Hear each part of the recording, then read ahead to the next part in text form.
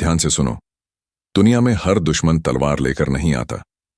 कुछ दुश्मन मुस्कान लेकर आते हैं और कुछ ऐसे होते हैं जो तुम्हारी तरक्की देखकर अंदर ही अंदर जलते रहते हैं, लेकिन दिखाते हैं जैसे कुछ हुआ ही नहीं। चाणक्य कहते हैं, जो व्यक्ति तुम्हें देखकर चुप हो जाए, जिसकी आंखों में सवाल हो लेकिन जुबान पर शब्द ना हो, समझ लेना वहां आग जल रही है। अब यहां गलती क्या करता है साधारण इंसान? वह डर जाता है, सोचता है यह मुझसे नफरत क्यों करने लगा, कहीं यह नुकसान ना पहुंचा दे। लेकिन चाणक्य का नियम उल्टा है। डरो मत, क्योंकि जो जलता है वह सबसे पहले खुद को जलाता है। ईर्ष्या ऐसा जड़ है जो पीने वाला खुद मरता है और सामने वाला मजे से जिंदा रहता है।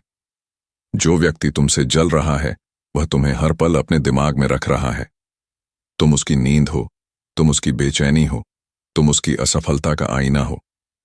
चाणक्य की रणनीति सीधी है, दुश्मन से लड़ो मत, उसे अपने विकास से पागल कर दो। क्योंकि जब तुम शांत रहते हुए आगे बढ़ते हो और सामने वाला अंदर ही अंदर जलता रहता है, तो युद्ध बिना हथियार के जीत लिया जाता है। आज की यह शिक्षा बदला लेने की नहीं है, यह मानसिक वध की शिक्षा है। अगर तुम इसे समझ गए तो कोई भी जलने वाला ज्यादा दिन तक खड़ा नहीं रह पाएगा। पहला वार जलने वाले को जवाब मत दो, उसे आईना बना दो। चाणक्य कहते हैं, जो व्यक्ति तुमसे जलता है वह तुमसे लड़ नहीं रहा होता, वह अपने भीतर की हीनता से लड़ रहा होता है। लेकिन हार वह तुम्हारे नाम से मानता है। यही कारण है कि जलने वाला व्यक्ति सबसे खतरनाक नहीं बल्कि सबसे कमजोर होता है, क्योंकि उसका दिमाग हर समय तुम्हारे आसपास घूमता रहता है।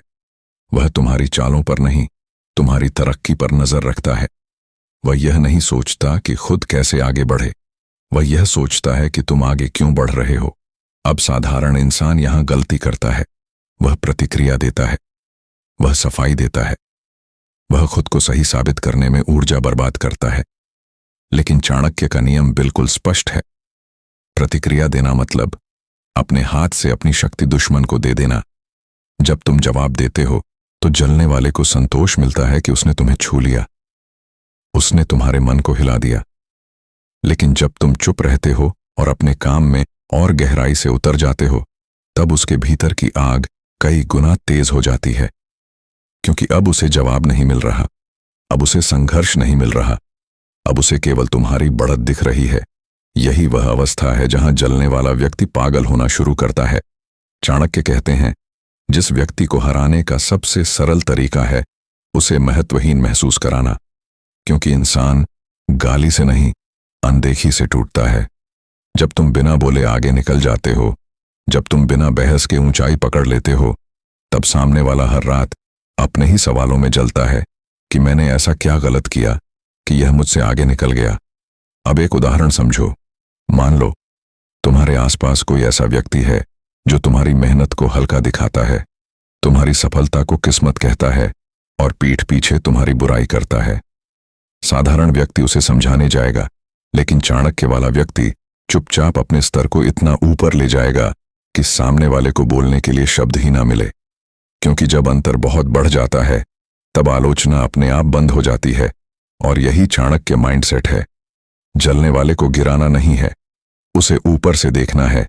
क्योंकि नीचे खड़े व्यक्ति की जलन ऊपर खड़े व्यक्ति को नुकसान नहीं पहुंचा सकती, जब तक ऊपर वाला खुद नीचे देखने ना लगे। इसलिए पहला नियम याद रखो, जवाब मत दो, गति बढ़ाओ, सफाई मत दो, परिणाम दिखाओ। क्योंकि जलने वाला तुम्हारी चुप्पी से नहीं, तुम्हारी ऊंचाई से मरेगा। दूसरा वार अपनी शांति को हथियार बना लो। यही जलने वालों की सबसे बड़ी सजा है। चाणक्य कहते हैं, शत्रु वही नहीं होता जो सामने से वार करे, असली शत्रु वह होता है जो तुम्हें भीतर से अस्थिर करना चाहता है। क्योंकि जो व्यक्ति तुम्हारी शांति छीन लेता है वह तुम्हारी दिशा बदल देता है। और यही जलने वाले की असली चाल होती है।